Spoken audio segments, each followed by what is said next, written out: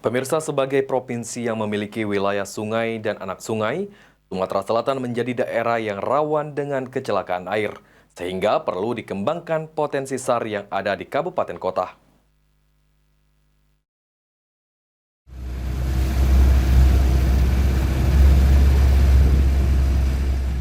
Selain Sungai Musi, Sumatera Selatan juga memiliki cukup banyak anak sungai dan rawan dengan terjadinya kecelakaan yang dapat menghilangkan jiwa seseorang.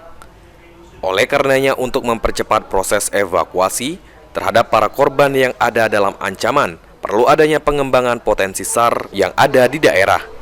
Disampaikan oleh Kepala SAR Palembang, Raymond Konstantin. Sejak awal tahun hingga saat ini, setidaknya Basarnas telah sebanyak 60 kali melakukan operasi terhadap korban kecelakaan air terutama di sungai. Basarnas sendiri telah memetakan sejumlah daerah yang cukup rawan dengan timbulnya korban kecelakaan air. Kecelakaan di sungai ini sangat tinggi.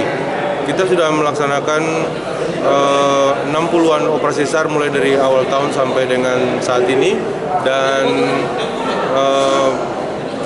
yang mendominasi operasi SAR tersebut adalah jenis kondisi membahayakan manusia ataupun kecelakaan di air, terutama di sungai, baik itu kecelakaan kapal maupun orang. Dalam proses pengembangan potensi SAR yang ada, nantinya Basarnas akan memberikan pengetahuan baik itu teori maupun praktek terhadap para peserta terkait proses evakuasi. Firman Hidayat, PAL TV.